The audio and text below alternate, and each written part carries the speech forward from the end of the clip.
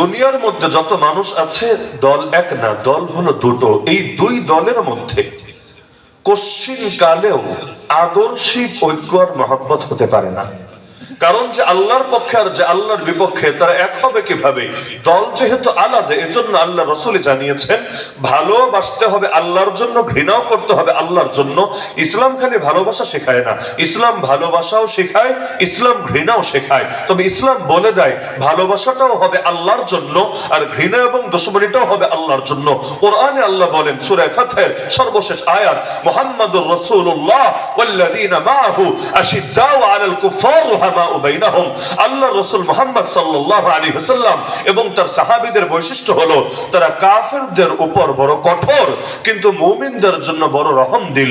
অন্য আয়াতে আল্লাহ বলেন সূরা মাইদায়, আল্লাহর প্রিয় বান্দা যারা তাদের 6টা গুণ আছে, এর মধ্যে তৃতীয় এবং চতুর্থ গুণ হলো আযিল্লাতিন আলাল মুমিনিন আইজ্জাতিন আলাল কাফিরিন। তারা মুমিনদের জন্য, সেই মুমিন যে দলের হোক, যে ধারার হোক, যে মতের হোক, যে এলাকার হোক, যে রঙের হোক, যে ভাষার হোক, মুমিনদের জন্য তারা বড় নরম, কিন্তু ইসলামের দুশমনদের জন্য, এই কাফেরদের জন্য তারা বড় কঠোর। আল্লাহ রাসূল হাদিসের মধ্যে বলেন কিয়ামতের দিন আল্লাহ নিজে ডাকতে থাকবেন, আইনাল মুতাহাব্বুনা লিজালালি। আর ওই বান্দাগুলো কোথায় যারা একজন আরেকজনকে ভালোবাসতা একমাত্র আমি আল্লাহর জন্য? আল ইয়াউমা উযিল্লুহুম ফি যিল্লি ইয়াউমা লা যিল্লা ইল্লা যিল্লি। আজ আমি তোমাদেরকে আমার ছায়ায় জায়গা দেব যেদিন আমার ছায়া ছাড়া দ্বিতীয় কোনো ছায়া নাই। এমনকি হাদিসের মধ্যে আছে আল্লাহ রাসূল বলেন মান আহাব্বা লিল্লাহ ওয়া আবগাদা লিল্লাহ ওয়া আতা লিল্লাহ ওয়া মানাআ লিল্লাহ ফাকাদ ইসতাকমালাল ঈমান।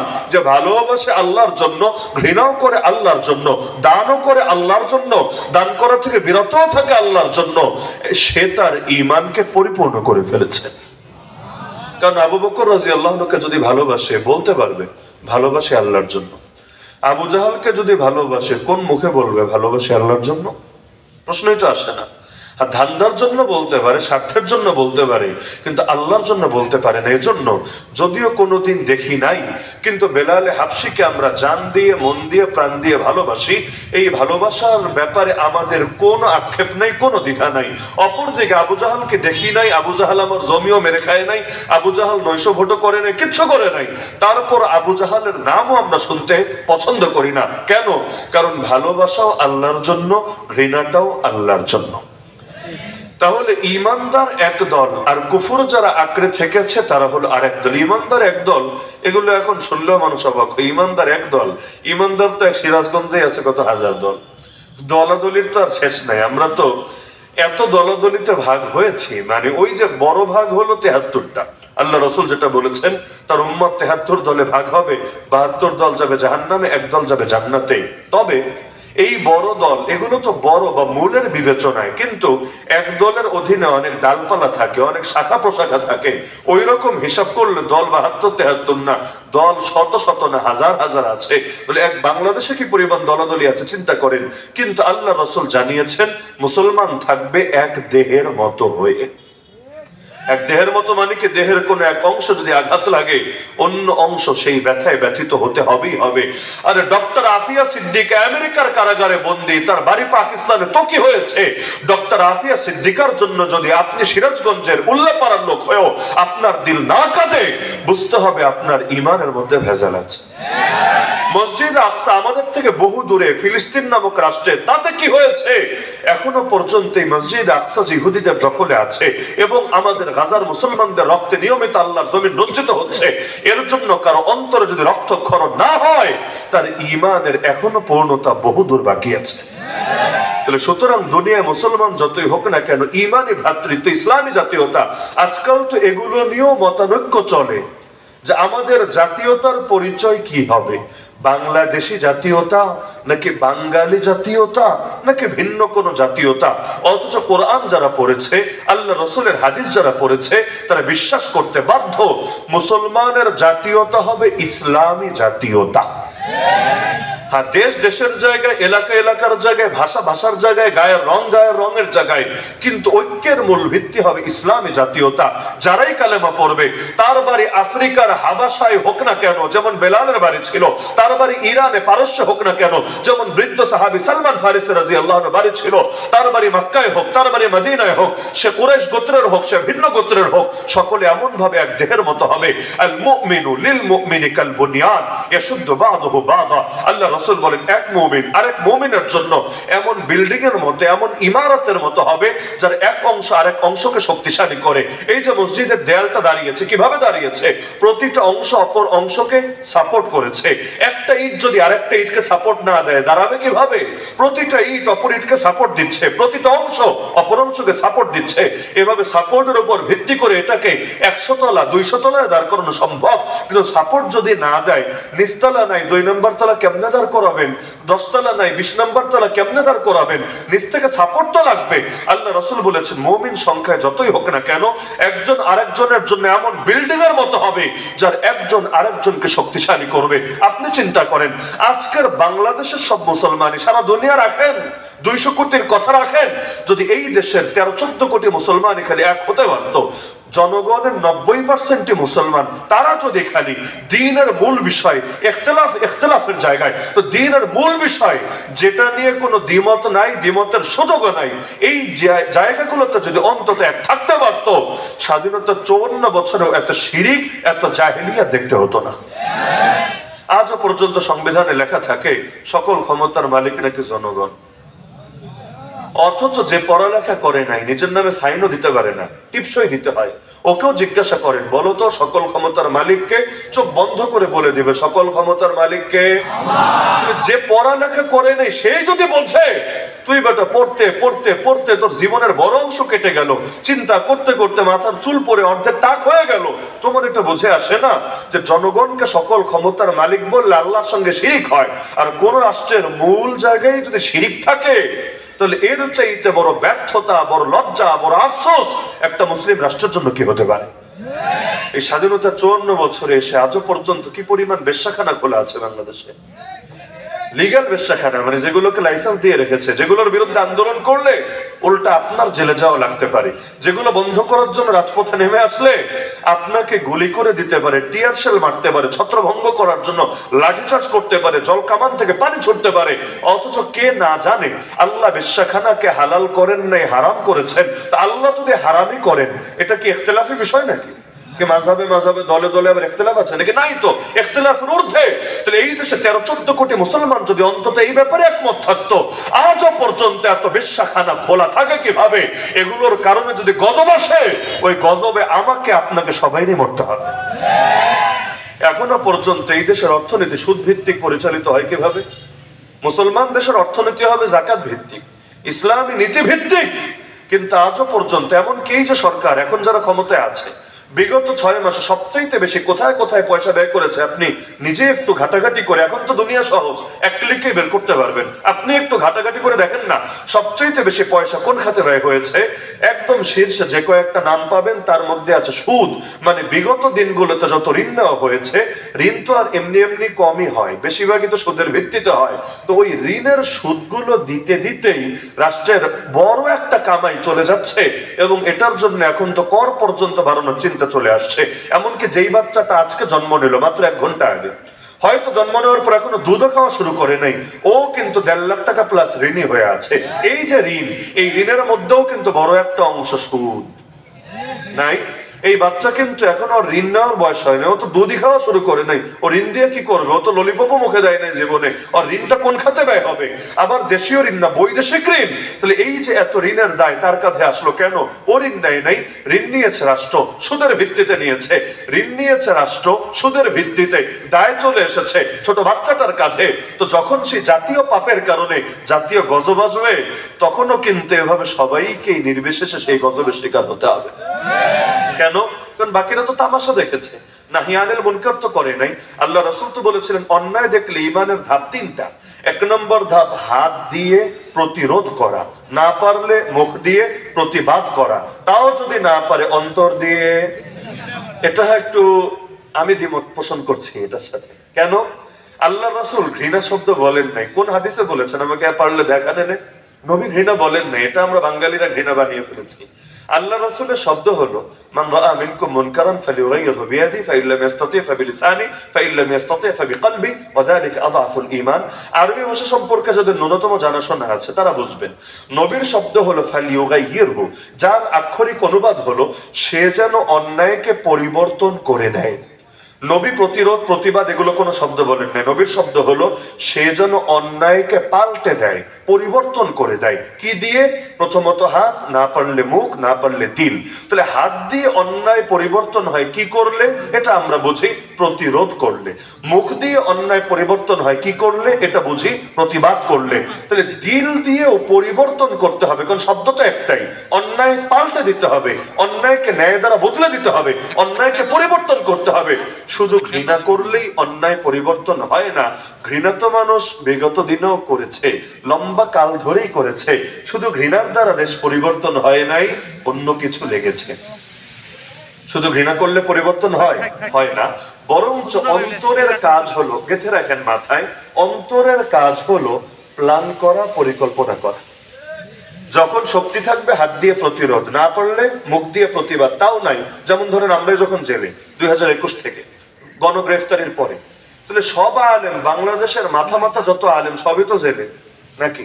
সব যখন জেলে, না হাত ব্যবহার করতে পারবে না মুখ ব্যবহার করতে পারবে, কারণ বয়ানেরও সুযোগ নাই, বক্তৃতারও সুযোগ নাই, সভা সমাবেশেরও সুযোগ নাই, হাতের তো সুযোগ নাই। কিন্তু আলহামদুলিল্লাহ আমরা সাক্ষী, একজনের দিলও বসে থাকে নাই। আজকে বাংলাদেশে যে একটা উদারতার পরিবেশ দেখেন, বা নিজেদের ভেতর পারস্পরিক বোঝাপড়া বা একটা ঐক্যের পরিবেশ দেখেন, আমি যদি দাবি করি এর সবচাইতে বড় অবদান জেলখানার, অস্বীকার করতে পারবেন না। কারণ আমরা রাজসাক্ষী, সেখানে সারাদিন যখন একসাথে আছে এবং সবাই বিপদে, কারো পায়ের তলায় মাটি নাই, ওই সময় বসে বসে, যদিও হাত দিয়ে করার সুযোগ নেই, মুখ দিয়ে করার সুযোগ নাই, দিল দিয়ে আগামী দিনে কি করা যেতে পারে, কিভাবে এই জাতির ভাগ্য পরিবর্তন করা যেতে পারে, কিভাবে আগামীর বাংলাদেশকে ইসলামের বাংলাদেশ বানানো যেতে পারে, আলহামদুলিল্লাহ ওই প্ল্যানিং গুলো সেখানে হয়েছে বলেই সেই ফল টুকটাক আজকে বাইরে দেখা যাচ্ছে। যদিও স্বাভাবিক, এটা বিপদের সময় দিল যেমন থাকে, সুখের সময় দিল পুরোপুরি এরকম থাকে না, দিনকে দিন একটু একটু পরিবর্তন হতে থাকে। এজন্য মাঝে মাঝে আমি এই কথা বলি যে মুমিনের জীবনে টুকটাক বিপদ লেগে থাকা ভালো, টুকটাক বিপদ লেগে থাকা ভালো, সহনীয় পর্যায়ে। কেন? দেখবেন বিপদ যখন লেগে থাকে আল্লাহর সঙ্গে সম্পর্কটাও গভীর থাকে। বিপদে পড়লে নামাজের মধ্যে আলাদা শক্তি আসে, দোয়ার মধ্যে আলাদা প্রেরণা আসে, স্বাভাবিক সময়ে যেটা আসে না, এবং আশাটা অনেক সময় কল্পনাও করা যায় না। এজন্য মুমিনের জন্য বিপদগুলো গজব হয় না, বিপদগুলো নেয়ামত হয়, নেয়ামত। আল্লাহ রাসূল বলেন মুমিন পুরুষ এবং নারী, তার সঙ্গে বিপদ লেগে থাকে এমন ভাবে এক পর্যায়ে সে মাটির উপর দিয়ে হাঁটে, কিন্তু আমল নামায় একটা গুনাহ থাকে না। আল্লাহ বিপদের মাধ্যমে পবিত্র করতে করতে তারা নিষ্পাপ বানায় ছাড়ে। তাহলে বলছিলাম দুনিয়াতে দল হবে দুটো, একদল হবে ইমানদারদের দল, যারা সকলে নিজেদের ভেতরে যতই দ্বিমত থাকুক না কেন, দ্বিমত নবীর সাহাবীদের মধ্যেও ছিল না? অবশ্যই ছিল। এমনকি নবীগণের শরীয়তের মধ্যেই তো ভিন্নতা আছে। এই নবীর শরীয়ত একরকম, এই নবীর আরেক রকম। ইউসুফ আলাইহিস সালামের শরীয়তে তাকে ভাইয়েরা সেজদা দিয়েছে, জায়েজ ছিল, সম্মানে সেজদা দিয়েছে, জায়েজ ছিল। কিন্তু আমাদের শরীয়তে, আল্লাহ রাসূলের শরীয়তে মানুষ কোনো মানুষকে সেজদা দিতে পারে? নবী বলেছেন আমি যদি কোনো মানুষকে আদেশ দিতাম অপর কোনো মানুষকে সেজদা করার, নারীদেরকে বলে দিতাম যেন স্বামীদেরকে সেজদা করে, কিন্তু অনুমতি দেন নাই। তাহলে এই শরীয়তে জায়েজ নাই। তো নবীদের শরীয়তে ভিন্নতা থাকার পরও আল্লাহ কোরআনে 5 জন নবীর কথা উল্লেখ করে বলেন এই 5 জনকে আমি আল্লাহ একই আদেশ দিয়েছি, একই আদেশ। আদেশটা কি? আয়াত বললে অনেকে চিনে ফেলবেন, আকিমুদ্দিন। আকিমুদ্দিন, আপনারা সকলে দিন কায়েম করেন, ওয়ালা তাতাফাররাকু ফি, এক্ষেত্রে আপনারা ফেরকা ফেরকা হয়ে যাবেন না, দলে দলে ভাগ হয়ে যাবেন না। আচ্ছা, স্বাভাবিকভাবে প্রশ্ন আসবে, আল্লাহ তো 5 নবীর নাম বললেন, নবী মুসা, নবী ঈসা, নবী নূহ, নবী ইব্রাহিম, নবী মুহাম্মদুর রাসূলুল্লাহ সাল্লাল্লাহু আলাইহি সাল্লাম। তাহলে কোন দিন কায়েম করব? নবী মুসার দিন না নবী ঈসার দিন? নবী নূহের দিন না নবী ইব্রাহিমের দিন? নাকি নবী মুহাম্মদুর রাসূলুল্লাহ সাল্লাল্লাহু আলাইহি সাল্লামের দিন? একটা চিন্তার বিষয় না? কারণ আল্লাহ 5 জনের কথা বলে বললেন সবাইকে আদেশ দিয়েছি দিন কায়েম করবা, আর দিন কায়েম করতে গিয়ে তোমরা ভাগাভাগি হয়ে যাবা না। এমনকি রাসূলের হাদিসে আছে, আল আম্বিয়া ইখওয়াতুল লিআল্লাহ উম্মাহাতুহুম শাত্তা ওয়া দীনুহুম ওয়াহিদ।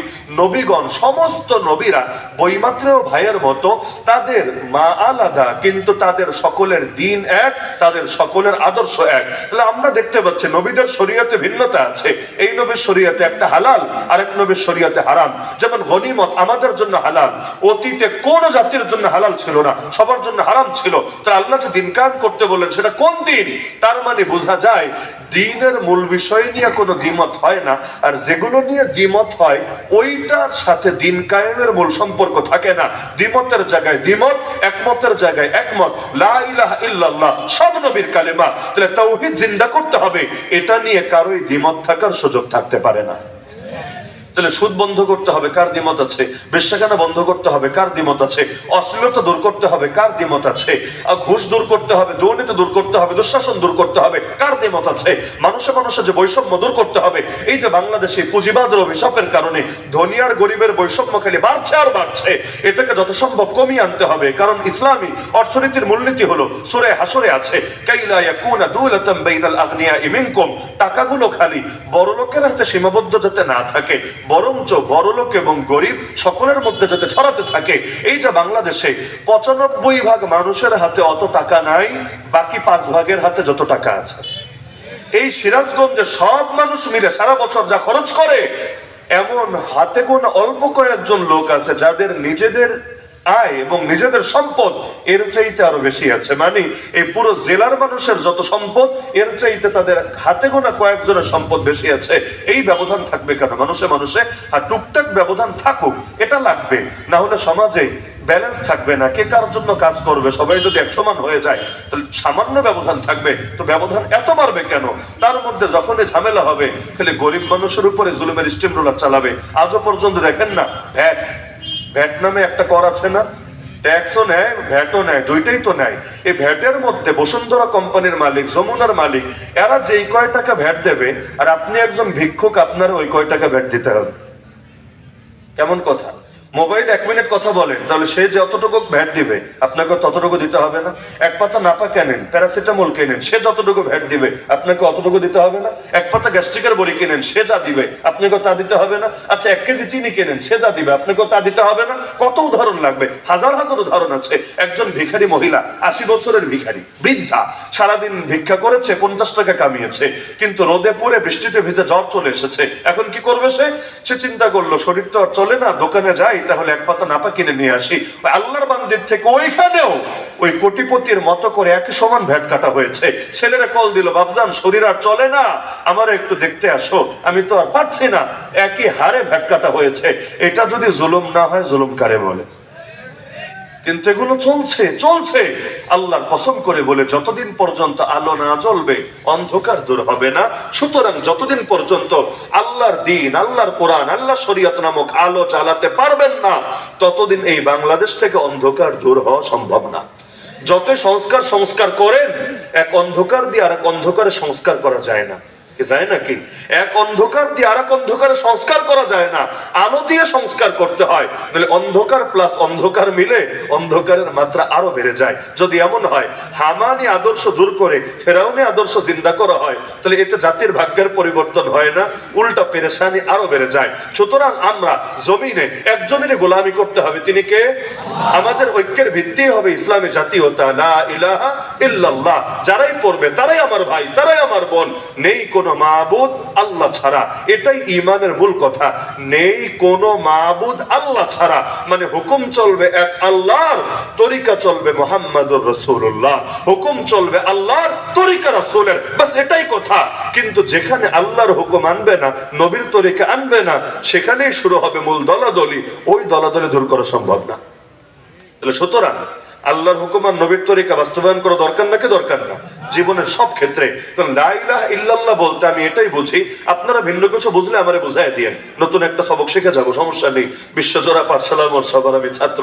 আচ্ছা, আমি বুঝি লা ইলাহা ইল্লাল্লাহ মানে এটা, আমার নামাজের রব যিনি, আমার রাজনীতির রব তিনি, আমার যাকাতের রব যিনি, আমার অর্থনীতির রব তিনি, আমার হজের রব যিনি, আমার পার্লামেন্টের রব তিনি, আমার যাকাতের রব যিনি, আমার সংবিধানের রব তিনি, আমার কোরবানির রব যিনি, আমার কোর্ট কাছারির রব তিনি, আমার ব্যক্তিগত ইবাদত বন্দেগীর রব যিনি, আমার রাষ্ট্র পরিচালনা থেকে শুরু করে সভ্যতা সংস্কৃতি প্রতিটা সেক্টরের রব তিনি, যে সব ক্ষেত্রে এক আল্লাহকে রব মানবে, এক আল্লাহর গোলামি করবে, তার মুখে লা ইলাহা ইল্লাল্লাহ সাজে। কিন্তু যে এক জায়গায় আল্লাহ তো আরেক জায়গায় গায়রুল্লাহ, এভাবে গোলামি আর আনুগত্যকে ভাগাভাগি করবে, ও লা ইলাহা ইল্লাল্লাহ বলতে বলতে মুখে ফেনা তুলে ফেললেও তাকে ঈমানদার বললে ঈমানদার শব্দের অপমান হবে। তাহলে এই আয়াতের আলোকে আমরা প্রথমে বুঝলাম দল হলো দুইটা, রাস্তাও দুইটা। আল্লাযীনা আমানু একটা দল যারা ঈমান এনেছে, ওয়াল্লাযীনা কাফারু আরেকটা দল যারা কুফর অবলম্বন করেছে। আর নবী জানিয়েছেন কুফর যারা অবলম্বন করেছে ওদের মধ্যে যতই ভিন্নতা থাকুক ইসলামের বিপক্ষে সবাই এক। আল কুফরু মিল্লাতুন ওয়াহিদা। এমনকি আবু দাউদ শরীফে হাদিস আছে, আল্লাহ রাসূল বলেন সব দলের কাফেররা একদল আরেক দলকে ডেকে তোমাদের উপর একসঙ্গে ঝাঁপিয়ে পড়বে, যেভাবে প্রচন্ড ক্ষুধার্ত ব্যক্তিরা খাবারের প্লেট পেলে ঝাঁপিয়ে পড়ে। ইউশিকুল উমামু আন তাদা আলাইকুম কামা তাদা আল আকালাতু ইলা কাসাতিহা। আজকের দুনিয়া দেখেন, ইহুদি এক মেরুর জাতি, খ্রিস্টান ভিন্ন মেরুর জাতি। ইহুদিরা কিন্তু নবী ঈসা আলাইহিস সালামকে মানে নাই, বরং তাকে হত্যা করার চেষ্টা করেছে, তার ঘর পর্যন্ত ঘেরাও করে ফেলেছে। আমরা বিশ্বাস করি নবী ঈসাকে মারতে পারেনি, আল্লাহ আসমানে উঠিয়ে নিয়েছেন, কিন্তু খ্রিস্টানরা বিশ্বাস করে তাকে মেরেই ফেলেছে, তাকে শুলিতে চড়িয়ে হত্যা করেছে। আচ্ছা, যাদের ব্যাপারে ওরা বিশ্বাস করে যে এই দল আমার নবীরা হত্যা করেছে, তাহলে ওই হত্যাকারীরা তার বন্ধু হবে না তার শত্রু হবে? স্বাভাবিক ব্যাপার। যেমন কাদিয়ানীরা আপনার বন্ধু না শত্রু? কাদিয়ানের সঙ্গে আপোষের কথাও তো আপনি চিন্তা করবেন না। এমনকি সাধারণ কাফেরকে যে নজরে দেখবেন, নবীর এই দুশমনদেরকে আপনি কখনোই সেই নজরে দেখবেন না, সবচাইতে শক্ত থাকবেন তাদের বিপক্ষে। তাহলে ইহুদিরা নবী ঈসাকেই হত্যা করেছে, এটা খ্রিস্টানদের বিশ্বাস, আমাদের না। আমাদের বিশ্বাস আল্লাহ তাকে উঠিয়ে নিয়েছেন, তো খ্রিস্টানরা মনে করে ওদের নবীকে মেরেছে। তাহলে ইহুদি আর খ্রিস্টান ওদেরকে বন্ধুত্ব থাকা দরকার না শত্রুতা থাকা দরকার? এবং ইতিহাসের বড় অংশ জুড়ে শত্রুতাই ছিল। আপনি হাজার বছরের ইতিহাস পড়ে দেখেন, একদল আরেক দলের বিরুদ্ধে যুদ্ধ লাগিয়ে রাখতো। মসজিদে আকসা কখনো ইহুদিরা দখলে নিত, কখনো খ্রিস্টানরা দখলে নিত। যেমন সুলতান সালাহুদ্দিন আইয়ুবী মসজিদে আকসাকে স্বাধীন করেছিলেন খ্রিস্টানদের হাত থেকে, কিন্তু আজকে মসজিদে আকসা ইহুদিদের হাতে। তাহলে ওদের মধ্যে এক সময় লড়াই হতো, যুদ্ধ হতো, বহু কিছু হতো। কিন্তু এই যুগে দেখেন খ্রিস্টান আর ইহুদি মিলে মুসলমানদের মারার জন্য এক হয়ে গেছে। সাপার বেজি এক হলো কিভাবে? আসলে তো চিন্তার বিষয়, সাপার বেজি এক হলো কিভাবে? এই যে আমেরিকায় যে প্রেসিডেন্ট হয়, সে যখন শপথ পাঠ করে তার সামনে কিন্তু বাইবেল দেওয়া হয়, বাইবেল। ওই বাইবেলের উপর হাত রেখে তারপর শপথ পাঠ করে। যদিও এবার ট্রাম্প সাহেব এসে, এই আধা পাগল এসে নীতিটাকে ভেঙে দিয়েছে।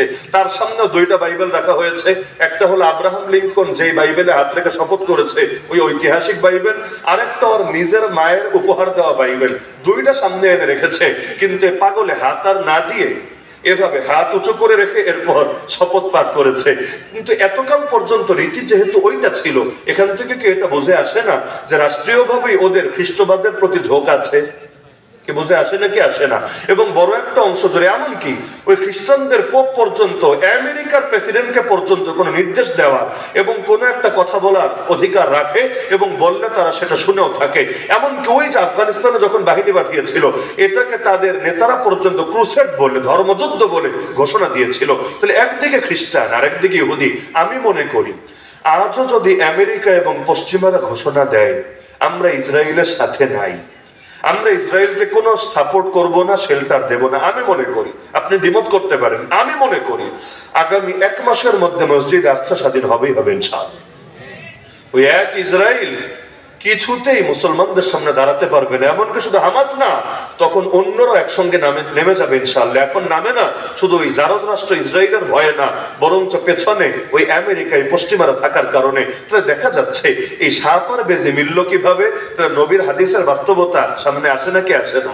কোরআন এবং হাদিস এমন জিনিস, সেটা কখনো অতীত হবে না, সর্বদা বর্তমান।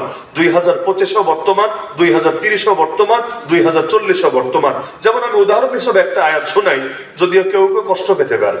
বাকি এই আয়াতটা শোনার পর আপনি চিন্তা করবেন এটা কি 1500 বছর আগের আয়াত নাকি আজকের দিনের আয়াত। কারণ আমি যে কয়বার পড়ি আমার কাছে মনে হয় এই আয়াতটা যেন আজকে নাজিল হয়েছে, আল্লাহ দেখে দেখে যেন বলে দিয়েছেন। কেন? আল্লাহ তাআলা বলেন ফালাম্মা নাসু মা যুকিরু বিহি, বান্দা যখন আল্লাহর উপদেশ বাণীকে ভুলে যায়, ফাতাহনা আলাইহিম আবওয়াবা কুল্লি শাই। আমি আল্লাহ প্রথমেই ধরি না, প্রথমেই পাকড়াও করি না, বরং প্রথমে এমন ঢিল দেই তাদের জন্য সব কিছুর দরজা খুলে দেই। টাকা পয়সার দরজা, ক্ষমতার দরজা, প্রভাব প্রতিপত্তির দরজা, ইন্ডিয়ার দরজা, চায়নার দরজা, আমেরিকার দরজা, একই সাথে সিআইও ম্যানেজ হয়ে গেছে, মোসাদও বুঝ মেনে নিয়েছে, রও ঠিকভাবে কথা শুনছে, চায়না পর্যন্ত সব রাজি হয়ে গেছে। আল্লাহ বলেন সব দরজা খুলে দেই। অবশেষে হাত্তা ইদা ফারিহু বিমা উতু, সব কিছু পেয়ে তারা যখন মহা খুশি হয়ে যায়, এত খুশি ধরাকে সরা জ্ঞান করে, মানুষকে মানুষ মনে করে না, রাষ্ট্রের শীর্ষস্থানীয় আলেমের গায়ে হাত তুলতে পর্যন্ত দ্বিধা করে না, এমনকি আলেমদেরকে নির্মম ভাবে গুপ্ত হত্যা করতে পর্যন্ত বুকে বাঁধে না, এমনকি যারে তারে গালিগালাজ করতে, এমনকি ট্যাগ লাগায়া বংশের ধ্বংস করতে পর্যন্ত বুকটা একবার কাঁপে না। আল্লাহ বলেন এরকম যখন তারা খুব বাড়া বেড়ে যায়, আখাযনাহুম বাগতা, আমি আল্লাহ হঠাৎ করে ধরে ফেলি, ধীরে ধীরে ধরে সেটাও না, আখাযনাহুম বাগতা, আমি আল্লাহ আচমকা ধরে ফেলি, টুপ করে ধরে ফেলি, হঠাৎ করে ধরে ফেলি। এমন ধরা ধরি সামনে খাবার থাকে, খাওয়ার টাইম থাকে না, একটু কিছু বলতে মনে চায় জাতির উদ্দেশ্যে, বলার সুযোগটাও পায় না। এমনকি আল্লাহ বলেন ধরার পর পরিণতি কি হয় জানো? ফাইদা হুম মুবলিসুন, তখন বান্দা পুরাই নিরাশ হয়ে যায়। এমন নিরাশ, টুপ করে ঢুকতে চাইলে, চট করে ঢুকতে চাইলেও ঢোকার হয়ে ওঠে না। নিরাশ, কবর কি এখানে হবে না অন্য কোথাও হবে? দিন শেষে ফিরতে পারবে নাকি না ফিরে বাইরে বাইরে দিন কাটাতে হবে? আল্লাহ বলেন ফাকুতি আদাবিরুল কওমিল্লাযিনা যালামু, জালেমদের শিকড়ি কেটে দেওয়া হলো, ওদের বলি উপরে ফেলা হলো। আলহামদুলিল্লাহি রাব্বিল আলামিন। তবে মনে রাখবা, মাস্টারমাইন্ড তোমরা না, প্রশংসা তোমাদের না, সকল ক্রেডিট, সকল কৃতিত্ব, সকল প্রশংসা আল্লাহর, যিনি তামাম জাহানের রব, যিনি সবকিছুর নিয়ন্ত্রক। এই যে আয়াতটা, এটারে কি ১৫০০ বছর আগের মনে হয় না জুলাই আন্দোলনের পরের মনে হয়? আমার তো মনে হয় যে জুলাই আন্দোলনের পরের, যেন আল্লাহ তাআলা মানে এই বর্তমান পরিস্থিতিকে সামনে রেখে বাংলাদেশের কথা বলে দিচ্ছেন এই আয়াতের ভেতরে। অন্য আয়াতে বলেন সানাস্তাদরিজুহুম মিন হাইসু লা ইয়ালামুন ওয়া উমলি লাহুম ইন্না কাইদি মাতিন, আমি আল্লাহ ওদেরকে ঢিল দিয়ে দিয়ে এমন এক পরিণতির দিকে নিয়ে যাই যা তারা জানেই না। আসলেই তো জানে না, এক সপ্তাহ আগেও তো জানতো না, আরে তারা জানবে কোত্থেকে? রয়ের পর্যন্ত মাথায় আসলো না। তাহলে আল্লাহ যে বলেন আমি এমন এক পরিণতির দিকে নিয়ে যাই যেটা তাদের জ্ঞানে ধরে না। মিলে নাকি মিলে না? মিলে নাকি মিলে না? তাহলে কোরআন কি অতীত না বর্তমান? কোরআনকে কখনো অতীত ভাববেন না, সর্বদা বর্তমান। হ্যাঁ বলবেন হুজুর ফেরাউনের কেচ্ছা বর্তমান হয় কিভাবে, নমরুদের কেচ্ছা বর্তমান হয় কিভাবে? হ্যাঁ, এগুলো বর্তমান। কেন? থিম একই থাকে, জাস্ট ওয়ালপেপার চেঞ্জ হতে থাকে। আল্লাহ পুরোনোটা বলে ভবিষ্যতের মেসেজ দিয়ে থাকেন এর ভেতরে। তাহলে ঘটনা তো কতই ছিল, সব তো বললেন না, হাতে গোনা কয়েকটা বেশি করে কেন বললেন? কোনো না কোনো কারণ তো আছে। আমার নবীর নাম আছে মাত্র 4 বার কোরআনে, আয়াতের ভেতরে আমার নবীর নাম আছে মাত্র কয়বার? সাহাবীর নাম আছে মাত্র একজন সাহাবীর, দ্বিতীয় কারো নাম নাই। কোন সাহাবীর নাম? তা আবু বকর না, ওমর না, ওসমান না, আলী না, এমন একজন সাহাবীর নাম যাকে অনেকে চেনেনি না, যায়েদ রাদিয়াল্লাহু আনহু, যায়েদ বিন হারিসা। তাহলে শুধুমাত্র এক সাহাবীর নাম, সেখানে ফেরাউনের নাম আছে ৭৪ বার। প্রতিবার নাম নিলেও 50 নেকি, কারণ আরবিতে এক অক্ষর পড়লে কয় নেকি জানেন না আপনারা? এক অক্ষর পড়লে কয় নাকি? ফেরাউন লিখতে অক্ষর 5টা লাগে, ফা, রা, আইন, ওয়াও, নুন। তাহলে হিসাব করেন, যদি এক অক্ষরে 10 নেকি হয়, তাহলে ফেরাউন লিখতে 5 অক্ষর লাগে, কয় নেকি হবে? 50 নেকি। তাহলে 74 বার কোরআনে ওর নাম আছে। তাহলে এক খতম কোরআন শরীফ পড়লে ফেরাউনের নাম পড়ে কতগুলো নেকি হবে? বাসায় গিয়ে আজকে বৈশা বৈশা হিসাব করবেন। এমনকি এটা তো সাধারণ হিসাব। এই যে রমজান আসছে, সব কমবে না বাড়বে? আবার ওই তেলাওয়াত এমনি সময় না হয়ে নামাজ দাঁড়িয়ে, তারাবিতে দাঁড়িয়ে যদি হয়, তাহলে সব কমবে না বাড়বে? তাহলে ফেরাউন কোন বুজুর্গ ছিল, ওর নাম নিলেও এত নেকি? আমার নাম নিলেও তো নেকি নাই, আপনার নাম নিলেও তো নেকি নাই। এমনকি এক পোস্টারে যতজনের নাম থাকে, ধরেন এখানে তো কম নাম আছে, কোন কোন পোস্টারে এমন 150, 200 জন, 500 জনের নামও থাকে। বক্তার নাম খুঁজে পাওয়াই কঠিন হয়, কোনটা বক্তা আর কোনটা অন্য শ্রোতা। আচ্ছা যাই হোক, তো সব নাম পড়লে নেকি আছে নাকি?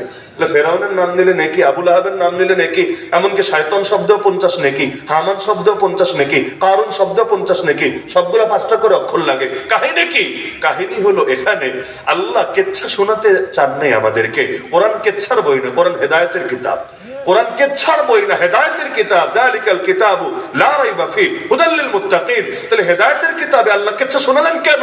কারণ এর ভেতরেও হেদায়েত আছে।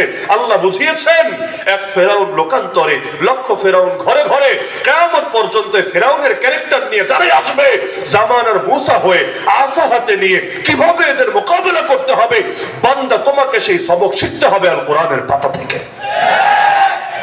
আল্লাহ বলে দিচ্ছেন যে যারা ইমানদার হবে এদের লড়াই হবে আল্লাহর পথে, যারা কুফর অবলম্বন করবে এদের লড়াই হবে তাগুতের পথে। তাহলে পথ একটা না, দুনিয়াতে পথ দুইটা, এক হলো আল্লাহর পথ আর এক হলো তাগুতের পথ। আল্লাহর পথ কোনটা আর এর পথে লড়াই কেমন হয় ওটা বোঝার আগে এই বাস্তবতাটা মাথায় রাখেন। আল্লাহ রাসূল সাল্লাল্লাহু আলাইহি ওয়াসাল্লামের সাহাবীরা দ্বীনের জন্য লড়াই করার এমন হিম্মত, এমন অদম্য তামান্না রাখতেন, নিজের জীবনে সবচাইতে বড় স্বপ্ন দেখতেন আল্লাহর দ্বীনের জন্য তিনিও কিছু অবদান রাখবেন। আরে দুধের বাচ্চা নিয়ে পর্যন্ত নারী হাজির হয়ে যায়, ইয়া রাসূলুল্লাহ আমার কোলের বাচ্চাটাকেও জিহাদে নিয়ে যান না। আল্লাহ রাসূল অবাক, আরে কোলের বাচ্চা নিয়ে গিয়ে কি হবে? সেই নারী বলে দিচ্ছে, ইয়া রাসূলুল্লাহ কি করব বলেন, যারা বড় ছিল তাদেরকে আগেই পাঠিয়েছি, একজনও জান নিয়ে ফিরে আসে নাই, সবাই শহীদ হয়ে গেছে। আর আমি তো নারী, আমি যেতে চাইলেও নেবেন না, আমাকে অনুমতি দেবেন না। তো দিল তো মানে না, মন তো সয় না। আপনারা জান্নাতের বাজারে সওদা করবেন আর আমি একা অবলা ঘরে বসে থাকবো, আমার দিল তো মানে না। দ্বীনের জন্য আমাকেও কিছু অবদান রাখতে হবে, এজন্য যা ছিল তাই এনে দিলাম আপনার দরবারে। বুঝি আমার বাচ্চার লড়াই করতে পারবে না, কিন্তু ইয়া রাসূলুল্লাহ এতটুকু তো পারবে, কোন সাহাবীর কোলে দিয়ে রাখবেন আমার বাচ্চাকে। জালেম যখন আপনার বুকে তীর মারবে, বর্ষা মারবে, আপনার সেই সাহাবী আমার বাচ্চাটাকে আপনার বুকের সামনে ঢালের মতো করে পেতে ধরবে। জালেমের তীর এসে, বর্ষা এসে আমার বাচ্চার বুকটাকে ফরফর করে দিয়ে যাবে, কিন্তু ইয়া রাসূলুল্লাহ আমার বাচ্চার প্রাণের বিনিময় হলো আপনার প্রাণ তো হেফাজতে থাকবে। কাল কিয়ামতের দিন আল্লাহর সামনে দাঁড়িয়ে গর্ব করে বলতে পারবো, আয় আল্লাহ আমি শহীদ না, আমার সন্তান তার জান কুরবান করেছে তোমার নবীর হেফাজতের জন্য। এক বেদুইন সাহাবী, সপ্তম হিজরির খায়বার যুদ্ধের ঘটনা। যুদ্ধ শেষ হলো, আল্লাহ রাসূল গনিমত ভাগ করে দিচ্ছেন সবাইকে। গনিমত মানে যুদ্ধে যা কিছু পাওয়া গেছে, যুদ্ধলব্ধ সম্পদ। এখন এক বেদুইন সাহাবী, সেও যুদ্ধে শরীক ছিল, তার ভাগেও কিছু মাল এসেছে, কিন্তু ভাগ করার সময় সে ছিল না। আল্লাহ রাসূল তার সম্পদটা আলাদা করে এক পাশে রেখে দিলেন। পরে যখন তাকে দেখলেন, তাকে ডেকে বললেন, এই যে এটা তোমার ভাগের সম্পদ, তুমি নিয়ে যাও। সেই সাহাবী হাসতে শুরু করলো। আল্লাহ রাসূল অবাক, সাহাবীরা অবাক। ওরে ওর ভাগের মাল নিতে বলেছিল, নিয়ে যাবে, শেষ। এখানে হাসির কি হলো? এটাকে হাসির কথা নাকি? কিন্তু সে হাসছে। নবী বললেন, কি ব্যাপার, তুমি হাসছো কেন? সে হেসে হেসে বলে, ইয়া রাসূলুল্লাহ আমি কি মালের জন্য আপনার সাথে জিহাদে এসেছি? মালের জন্য তো কেউ আসে না, কারণ জিহাদের ময়দানে মাল পাবে এর কোনো গ্যারান্টিও নেই, জানও যেতে পারে। মাল পাবে দূরের কথা, জানও যেতে পারে। শাহাদাত है मतलूब मकसूद मोमिन ना माल गनीमत ना किश्वर कुशाई फना फिल्लाह की तह में बका का राज मुजमर है जिसे मरना नहीं आता उसे जीना नहीं आता। তো কেউ মালের জন্য আসে নাই। আল্লাহ রাসূল তাকে দুষ্টুমি করে জিজ্ঞাসা করলেন, আচ্ছা কি জন্য এসেছো? সে নিজের গলাটা দেখাবে, ইয়া রাসূলুল্লাহ এই যে আমার গলা দেখতে পাচ্ছেন, এই গলার ঠিক এই জায়গায় জালেমের একটা তীর এসে ঢুকবে, আমার এখান থেকে দরদর করে রক্ত গড়িয়ে পড়বে, আমি ছটফট করতে করতে শহীদ হয়ে যাব। আপনি তো বলেছেন যার মরণ হবে যেভাবে তার হাসরও হবে সেভাবে, এজন্য শহীদকে কিন্তু গোসল দেওয়া হয় না। শহীদকে গোসল দেওয়া হয় না, ওই রক্তমাখা অবস্থায় তাকে শুয়ে দেওয়া হয় তার কবরের ভেতরে। কেন? কিয়ামতের দিন সে অবস্থায় দাঁড়াবে আল্লাহর সামনে, তখনও তার গা থেকে দরদর রক্ত গড়িয়ে পড়তে থাকবে। নবী বলেন সেই রক্তের রং দুনিয়ার রক্তের মতোই হবে, তবে ঘ্রাণ হবে মিশক আম্বরের মতো। ইয়া রাসূলুল্লাহ আমি কাটা গলা নিয়ে যখন আল্লাহর সামনে দাঁড়াবো তখনও তো রক্ত বের হতে থাকবে, কিন্তু রক্ত থেকে ঘ্রাণ ছুটবে। আল্লাহ তো অবশ্যই আমাকে জিজ্ঞাসা করবে, কিরে বান্দা তোর গলাটা ফুটা কেন, এখান থেকে রক্ত বের হচ্ছে কেন? আমি আল্লাহকে বলবো, আল্লাহ কেবলমাত্র তোমার জন্য তোমার নবীর ডাকে জিহাদে নেমেছিলাম, আমার নিজস্ব কোনো স্বার্থ ছিল না, আমার কোনো চাওয়া পাওয়া ছিল না, দ্বীনের জন্য অবদান রাখতে আমি ময়দানে নেমে এসেছিলাম, কিন্তু এই জালেমরা আমাকে বাঁচতে দেয় নাই, আমার গায়ে আঘাত এনেছে। এই দেখেন আল্লাহ এখনো পর্যন্ত এর চিহ্ন আমার শরীরের মধ্যে দেখা যাচ্ছে। আল্লাহ আপনার দ্বীনের জন্য দুনিয়া একবার কষ্ট পেয়েছি, আপনি জাহান্নামে ফেলে দ্বিতীয়বার কষ্ট দিয়েন না। কষ্ট যেহেতু একবার পেয়ে গেছি, এই উসিলায় মাফ করে দেন, আমাকে জান্নাত দিয়ে দেন। আল্লাহ তখন আমার ব্যাপারে বলবে, ঠিক আছে ফেরেশতারা যাও, আমার এই বান্দারে আমি মাফ করে দিলাম, তোমরা জান্নাতে নিয়ে নাও। ইয়া রাসূলুল্লাহ, এই স্বপ্ন নিয়ে আমি লড়াই এসেছি, আমার দ্বিতীয় কোনো চাওয়া পাওয়া নাই। আল্লাহ রাসূল অবাক হলেন, সাহাবীরা অবাক হলেন। পরে যখন আবার যুদ্ধ শুরু হলো, যুদ্ধ শেষে সবগুলো লাশ একটা একটা করে সামনে আনা হলো। সব সাহাবী অবাক হয়ে লক্ষ্য করলো, এই যে আল্লাহ রাসূলের এই বেদুইন সাহাবী, গ্রাম্য সাধারণ সাহাবী, গলা ঠিক যেই জায়গা দেখিয়েছিল 1 ইঞ্চি এদিক সেদিক হয় নাই, ঠিক ওই জায়গায় জালেমের তীর ঢুকে আল্লাহর বান্দা শহীদ হওয়ার সৌভাগ্য লাভ করেছিল। নবী বলেন, ইন্না মিন ইবাদিল্লাহ মান লাউ আকসামা আলাল্লাহি লা আবাররা। আল্লাহর কিছু বান্দা এমন আছে, আল্লাহর নামে কসম করে যখন কোনো কথা বলে, আল্লাহ নিজে তাদের কসমের লাজ রক্ষা করে। নাবালেগ বাচ্চা পর্যন্ত ছটফট করে, সেও যাবে ময়দানে দ্বীনের জন্য কিছু অবদান রাখবে বলে। যখন দেখেন নবী কোনোভাবে অনুমতি দেয় না, অবশেষে কৌশল বের করে, ইয়া রাসূলুল্লাহ, যদিও বয়স কম, আমি নাবালেগ, কিন্তু যুদ্ধের ময়দানে তো বয়স দরকার না, শক্তি দরকার। আমার এলাকার ওই ছেলেটাকে নিয়েছেন, বয়সে বড় হতে পারে, শক্তিটা আমার চাইতে বেশি না, একটা বার ওর সাথে লড়াই করার সুযোগ করে দেন না। যদি হেরে যাই দ্বিতীয়বার রিকোয়েস্ট করব না, যদি জিতে যাই আমাকে কেন একবার সুযোগ দিবেন না? আল্লাহ রাসূল বলেন, ঠিক আছে, তাহলে এক ধাপ হয়ে যাক। এখন কুস্তি খেলার আগে তো শুরুতে বুকটুক বুকে মিলায় নেয় না, কারণ তোরে ধপাস করে একটা আসার টাসার দিব, যদি আগে একটু বুকটুক না জড়ায় নেয় কেমন হয়। তো এখন সেই সাহাবী, ছোটটা আর বড়টা একসাথে মিলিত হয়েছে। আস্তে করে ছোটটা বড়টার কানে কানে বলছে, ভাই আমার, আল্লাহর জন্য কি একটা বার স্যাক্রিফাইস করা যায় না? তোমার তো কপাল খুলে গেছে, নবীজি তোমাকে কবুল করে নিয়েছেন, আর আল্লাহ নবী একবার যাকে কবুল করেন তাকে রিজেক্ট করেন না, তাকে ফিরায় দেন না। তোমার তো কপাল খুলে গেছে, একবার যদি স্যাক্রিফাইস করো আমারও কপাল খুলে যাবে। দুই ভাই হাতে হাত রেখে কাঁধে কাঁধ মিলিয়ে জান্নাতের বাজারে সওদা করবো ইনশাআল্লাহ। আল্লাহর জন্য একটা বার ছোট হও, একটা বার, তোমার লস হবে না, আমার বড় লাভ হবে, বড় জিতে যাব, দুনিয়াতে কিচ্ছু দিতে পারবো না, তো জান্নাতে আল্লাহ তোমার এই উসিলা অনেক আগায় নেবে ইনশাআল্লাহ। এটা শুনে বড়টার মন গলে গেল, বললো, ভাই তুই টেনশন করিস না, আমি ব্যবস্থা করছি। লড়াই শুরু হলো, বড়টা হার মেনে নিল। সবাই ভাবলো ছোটটা নিজের শক্তিতে বড়টাকে হারিয়েছে, আসলে নিজের শক্তিতে হারায় নাই। আল্লাহ নবীর এক সাহাবী আর এক সাহাবীকে ময়দানে যাওয়ার, দ্বীনের জন্য কিছু অবদান রাখার সুযোগ করে দিয়েছে। বুড়া সাহাবী পর্যন্ত সন্তানদের কাছে বায়না ধরছে, কোথায় যাও? বাবা জিহাদে যাই। আমাকেও সাথে নিয়ে যেতে হবে। না বাবা, আপনি মুরব্বী হয়ে গেছেন, আপনার চলতে ফিরতেই কষ্ট হয়, আপনি কি জিহাদে যাবেন? আল্লাহ রাসূল যতদিন ছিলেন তার সাথে গিয়েছেন, আবু বকর যতদিন ছিলেন তার সাথে গিয়েছেন, ওমর যতদিন ছিলেন তার সাথে গিয়েছেন, রাদিয়াল্লাহু আনহু আজমাইন। এখন খলিফা হয়েছেন ওসমান রাদিয়াল্লাহু আনহু, কিন্তু আপনি তো বুড়া হয়েছেন, আর কত যাবেন? আপনি যৌবনের হক আদায় করেছেন, এখন আপনি বৃদ্ধ, আমরা আপনার সন্তান, টকবকে নওজোয়ান। আপনি ঘরে বসে দোয়া করবেন, আমাদেরকে দিক নির্দেশনা দিয়ে দিবেন, আমরা আপনার পক্ষ থেকে ময়দানে হক আদায় করবো ইনশাআল্লাহ। এবার বাবা উত্তেজিত হয়ে গেল, আরে কি বলো তোমরা? তোমরা আমাকে ঘরে বসে থাকতে বলো, আল্লাহর কোরআন তো আমাকে ঘরে বসে থাকার অনুমতি দেয় না। তোমরা কি সূরা তাওবা পড়ো নাই? সূরা তাওবার এই আয়াত কি তোমরা দেখো নাই? ইনফিরু খিফাফা ওয়া সিকালা ওয়া জাহিদু বিআমওয়ালিকুম ওয়া আনফুসিকুম ফি সাবিলিল্লাহ। বান্দা হালকা হও আর ভারী হও, বের হয়ে পড়ো ময়দানে, মাল দিয়ে আর জান দিয়ে জিহাদ করতে থাকো আল্লাহর পথে। যতদিন যুবক ছিলাম শরীর হালকা ছিল, তখনও বের হয়েছি, এখন বুড়া হয়েছি, শরীর ভারী হয়েছে, তাতে কি? আল্লাহ তো বলেছে হালকা হলেও বের হতে, ভারী হলেও বের হতে। সুতরাং তোমরা না নিলে প্রয়োজনে যাব অন্য কারো সাথে, কিন্তু আমি পারবো না ঘরে বসে চুপচাপ শিয়ালের মতো থাকতে। সন্তানরা বললো, আব্বাজান তাহলে আমাদের সাথেই চলেন, আমরাই খেদমত করবো আপনার, যতটুকু পারি চলেন। প্রথমবারের মতো জাহাজে করে যুদ্ধে যেতে হবে। এতকাল তারা সমতলে যুদ্ধ করেছে, ঘোড়ার পিঠে চড়ে, গাধার পিঠে চড়ে, উটের পিঠে চড়ে যুদ্ধ করে অভ্যস্ত, কিন্তু সমুদ্র পথে যুদ্ধ করার কোনো অভিজ্ঞতাই নাই। প্রথমবারের মতো জাহাজে উঠেছে, এই বুড়া বয়সে এই ধাক্কা সামাল দিতে পারলো না, অনভ্যস্ত এক দুনিয়া, এবং নতুন করে এখানে এসে কয়েকদিন যাওয়ার পর জাহাজের ভেতরে শেষ নিঃশ্বাস ত্যাগ করলো। সন্তানরা পেরেশান, এখন কি হবে? সবাই মিলে জানাজা পড়ে দিল, কিন্তু এখন বাপরে দাফন করবে কোথায়? এটা সাগর, নদী না, চারদিকে পানি আর পানি, যতদূর চোখ যায় পানি, দাফন করবে কোথায়? ওই ব্যাকে আসা তো সম্ভব না, কারণ জিহাদে যাচ্ছে, তার বাপের জন্য কি এখন সবাই ফিরে আনবে? এটা তো সম্ভব না। তাহলে কি করবে? আর কোন সন্তান পারবে নিজের বাপরে পানির ভেতর ছেড়ে দিতে? মাটিতে দাফন না করে মারা গিয়েছে, লাশটা পানির ভেতর আপনি পারবেন? আপনার বুক মানবে এটা?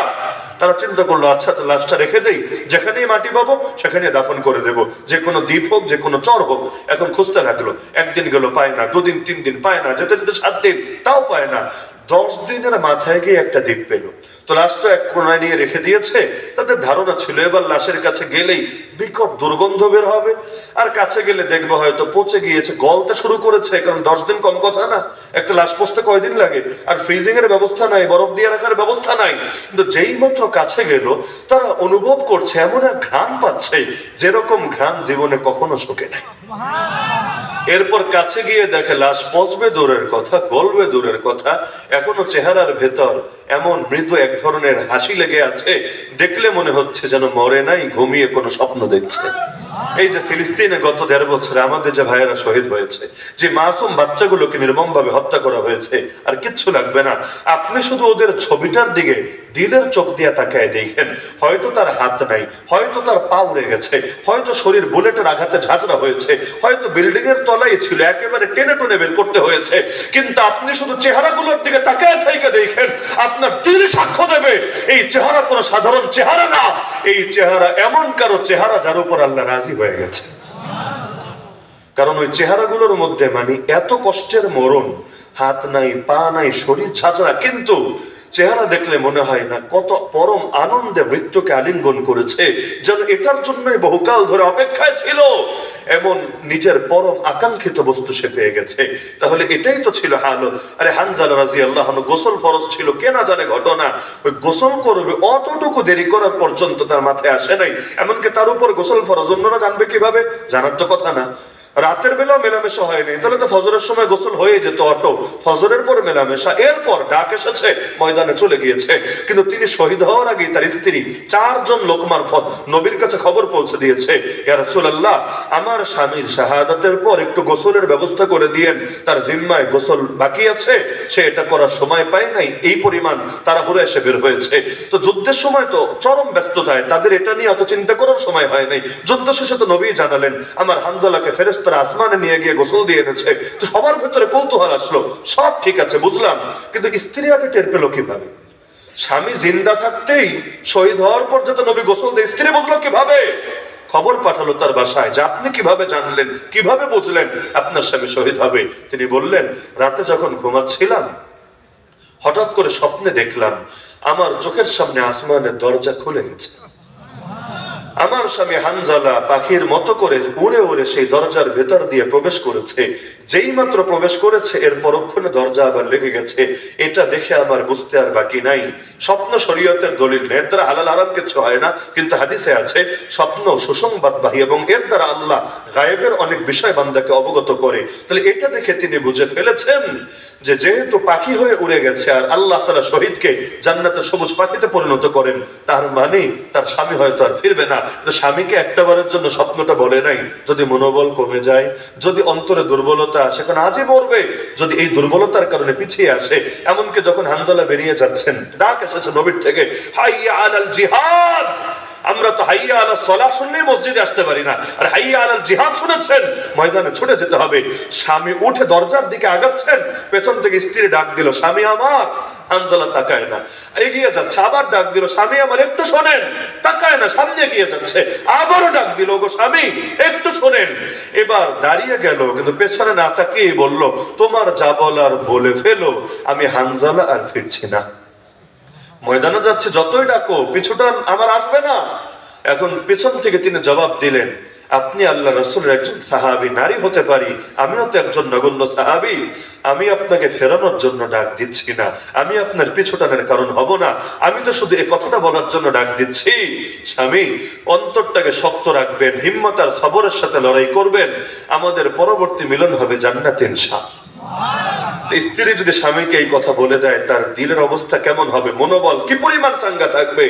তাহলে পরবর্তীতে ওই যে স্বপ্নটা দেখেছে তো রাতে, এদিকে সকালে উঠে তিনি তো গিয়েছেন মদিনার মসজিদে, নবীদের পেছনে নামাজ পড়েছেন। স্ত্রীর দিল তো মানে না, স্বামীরা বলতেও পারে না। আরেকদিকে স্বামী যখন আসলো শেষবারের মতো, কারণ সেও বুঝতে পারছে হয়তো আর দেখা হবে না, শেষবারের মতো বলল, চলেন আমরা একটু কিছুক্ষণ কথা বলি। ওই পরবর্তীতে সেখানে মেলামেশা হলো এবং তার উপর গোসলটা ফরজ ছিল। তাহলে তাদের দিলের হিম্মত উম্মতের কথা আপনি চিন্তা করেন, আর একবার নিজেকে সেই জায়গায় কল্পনা করেন, খেজুর খেতে কয় মিনিট লাগে, শুকনা খাবার এটা পর্যন্ত শেষ করা সবর হয় নাই, বের হয়ে গেছেন ময়দানে, উহুদ পাহাড়ের পেছন থেকে জান্নাতের সুঘ্রাণ পর্যন্ত পেয়েছেন। কল্পনা করতে পারেন দুনিয়াতে বসে জান্নাতের সুঘ্রাণ, আর কোন সেই সুঘ্রাণ যেটা নাকে অনুভব করলেই মনে হয় এটা দুনিয়ার কোনো ঘ্রাণ হতেই পারে না, এটা আমার রবের পক্ষ থেকে আসা ঘ্রাণ। এমনকি এক সাহাবী, এই ঘটনা সবাই জানেন, যাকে ড্যাগের ভেতর ফেলে দেওয়া হবে, এমন ড্যাগ যেখানে তেলগুলো টকবক করে ফুটছে, কিছুক্ষণ আগে তার দুইজন সাথীকে ফেলে দেওয়া হয়েছে, এবার তাকেও ফেলা হবে। সেই সাহাবী কাঁদছেন, খ্রিস্টান বাচ্চা দেখছে, কিরে ওর চোখ থেকে পানি ঝরে কেন, কাঁদে কেন? এবার বললো, কিরে তোরে এত লোভ দেখালাম তাও খ্রিস্টান হলি না, এত মারলাম তাও ধর্ম পাল্টালি না, এখন কাঁদিস কেন? মৃত্যুকে সামনে থেকে দেখে ভয় পাচ্ছিস? ঠিক আছে বাদ দে, এখনো সময় আছে, মুহাম্মাদের ধর্ম ভুলে যা, খ্রিস্ট ধর্ম গ্রহণ করে নে। তোর মতো যোগ্য সেনাপতি আমার দলে আসলে আমার অনেক লাভ হবে, অনেক ফায়দা হবে, আমিও চাই না তোকে হাতছাড়া করতে। সেই সাহাবী এবার ইমানের বলে বলিয়ান হয়ে গর্জে উঠলেন, আরে জালেম, তুই কি ভেবেছিস আমি মৃত্যুর ভয় কাঁদি? আল্লাহর কসম, মুসলমান মৃত্যুর ভয় কাঁদে না। আমি তো কাছি আফসোসের কারণে একটা মাত্র প্রাণ আল্লাহর রাস্তায় কোরবান করতে পারছি। এত সামান্য পুঁজি নিয়ে হাসরের ময়দানে আল্লাহর সামনে দাঁড়াবো কোন মুখে? আল্লাহকে আমার এতটুকু পুঁজি কবুল করে আমাকে মাফ করবে, আমাকে জান্নাত দেবে, বড় ভয় লাগছে। আমার গায়ে যেই পরিমাণ পশম আছে, এই পরিমাণ প্রাণ যদি থাকতো আর প্রতিটা প্রাণ আল্লাহর রাস্তায় কোরবান করতে পারতাম, তাহলে না কিয়ামতের দিন বড় সড় পুঁজি নিয়ে দাঁড়াতে পারতাম। এখন তো আমার ভয় হচ্ছে আল্লাহ মাফ করবে কিনা, আল্লাহ আমার উপর রাজি হবে কিনা, আরে আমিও জান্নাতে যেতে পারবো কিনা, এই ভয়ে আমার চোখ থেকে পানি ঝরছে। তাহলে ভাবিস না মুসলমান মৃত্যুর ভয়ে কাঁদে। চিন্তা করেন, এক জীবন দিয়েও তৃপ্তি মেটে না, আর আমি আপনি যে কিছুই করতে পারলাম না দিনের জন্য, একটাবার আফসোসও আসে না। পার্থক্যটাই তো এখানে, না হলে এই কোরআনই তারা পড়েছেন, ভিন্ন কোরআন না। এই নামাজই তারা আদায় করেছেন, ভিন্ন নামাজ নেই। এই ইসলামে তারা প্র্যাকটিস করেছেন, ভিন্ন ইসলাম না। সব এক থাকার পরও কোথায় তারা, কোথায় আমরা, কোথায় তারা, কোথায় আমরা? পার্থক্য কোথায়? ভেতরের হালতে, বাহিরে না। পার্থক্য ভেতরের হালতে। ভেতরে হালতটাই তো পরিবর্তন করতে পারি না। দিলগুলো দেখেন না এমন শক্ত হয়ে গেছে, যত পাপ করি দোয়ায় আল্লাহর কাছে হাত তুললেও চোখে পানি আসতে চায় না। বছরের পর বছর চলে যায়, ফজরের নামাজ পড়তে পারি না, একটাবার আফসোস হয় না।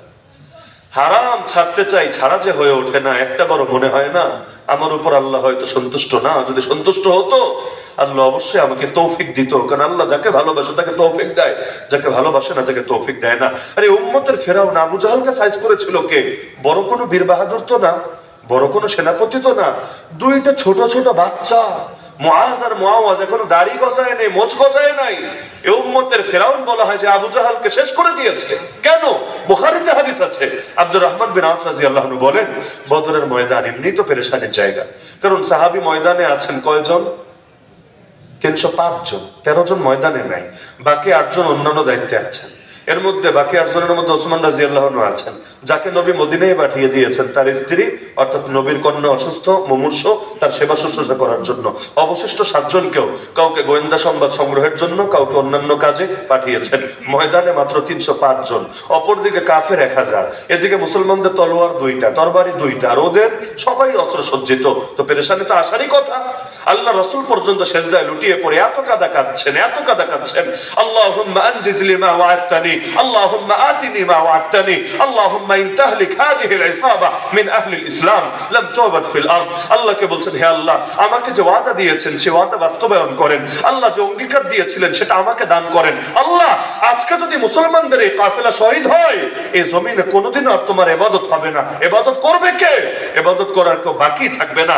এমন কাঁদা কাঁদছেন, পেছন থেকে আবু বকর সিদ্দিক রাদিয়াল্লাহু আনহু এসে আমার নবী সেজদায় লুটিয়ে আছেন, নবীর পিঠের উপর হাত রেখে বলছেন, হাসবুক, হে নবী যথেষ্ট, আল্লাহ আপনার দোয়া কবুল করে নিয়েছেন।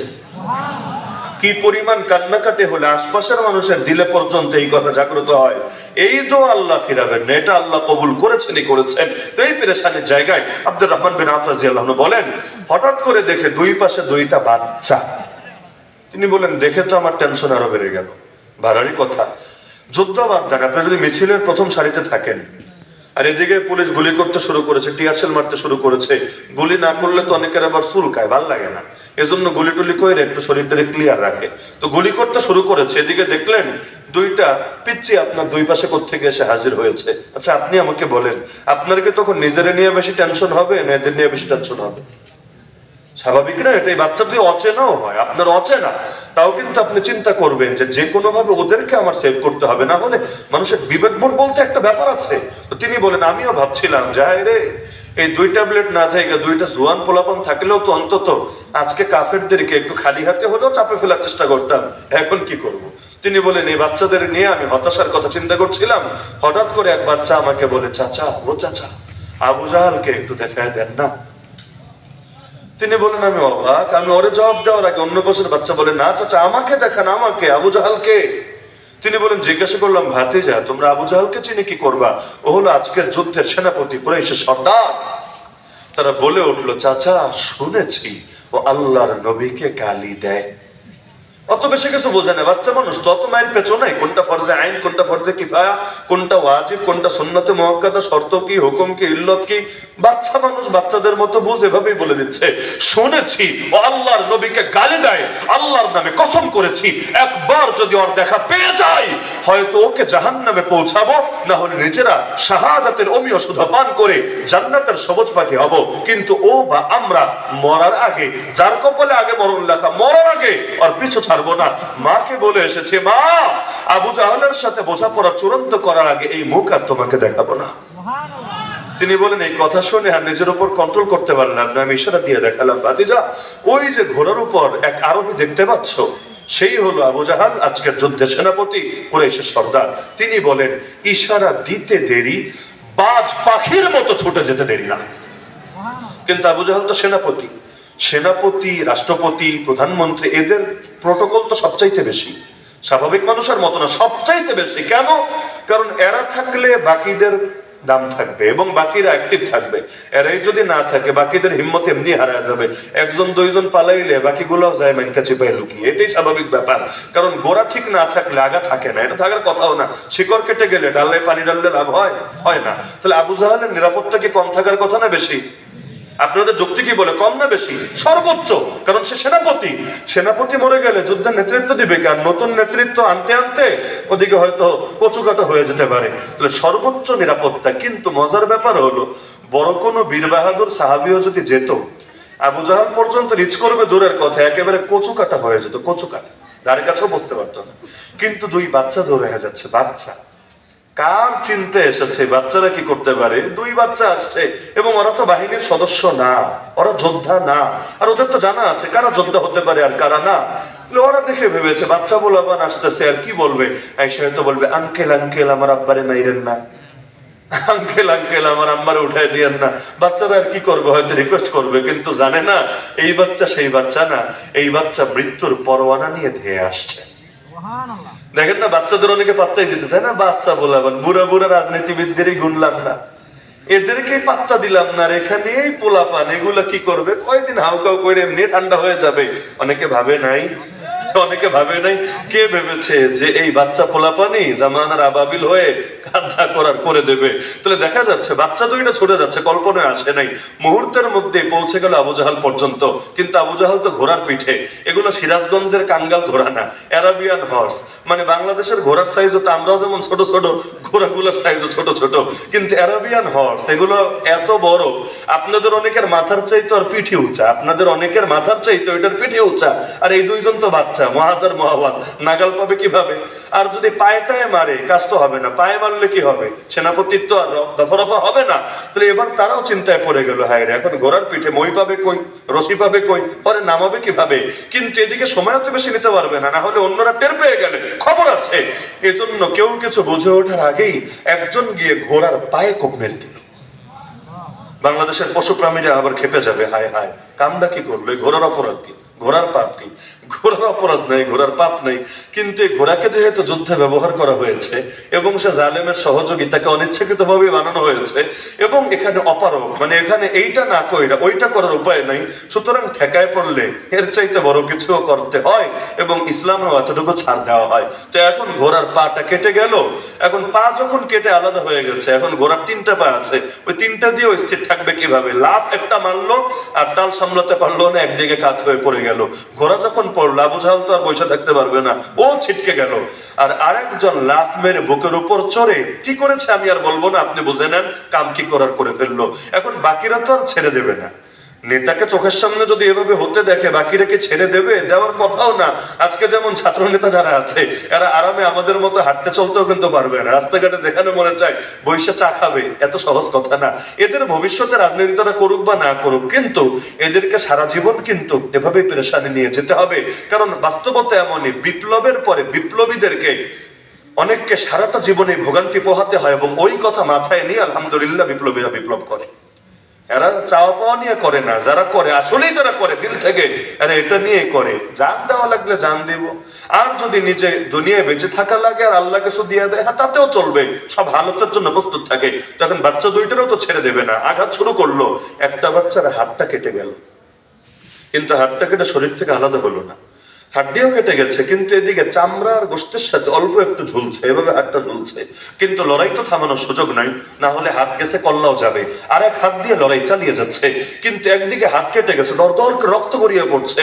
তো রক্ত যেই পরিমাণ বের হয়, শরীরও কিন্তু ওই পরিমাণ দুর্বল হয়। একদিকে দুর্বল হয়ে যাচ্ছে, আর একদিকে কাটা হাত নিয়ে লড়াই করে কিভাবে? যেই কয়বার নড়ে, এই হাতটাও এভাবে নড়তে থাকে, তার খুব আনইজি লাগছে, ঝামেলা হচ্ছে, হওয়ারই কথা। আর কোনো একটা জায়গায় যদি আপনার চামড়া ওঠে, দেখবেন টাচ লাগলে ভেতরে কলিজায় মোচড় দিয়ে ওঠে। তো যেই কয়বার হাত নড়ছে, কলিজায় মোচড় দিয়ে উঠছে, এবং তার কাছে মনে হচ্ছে যেভাবে বেশিক্ষণ চলতে পারবে না, তার শক্তি নিঃশেষ হয়ে যাবে, মনোবল ঘাটতি দেখা দিবে। সঙ্গে সঙ্গে চিন্তা করলো, হাত তুই বাধা দিবি আমাকে আল্লাহর দ্বীনের পথে? ঠিক আছে, তাহলে আপাতত তোর ছুটি, তোর আর দরকার নেই। হাতটা রেখে দিল মাটির উপরে, পা দিয়ে একটা পাড়া দিল হাতের উপরে, এদিক থেকে টান মারলো, হাতটা শরীর থেকে আলাদা হয়ে গেল, অবশিষ্ট হাত দিয়ে ঠিকই বীরের মতো লড়াই চালিয়ে যে গেল। এগুলো শুধু শুনেন না, নিজেরা একবার কল্পনা করেন, এরপর চিন্তা করবেন, মুমিন যে আল্লাহর পথে লড়াই করে, আল্লাহ যে বললেন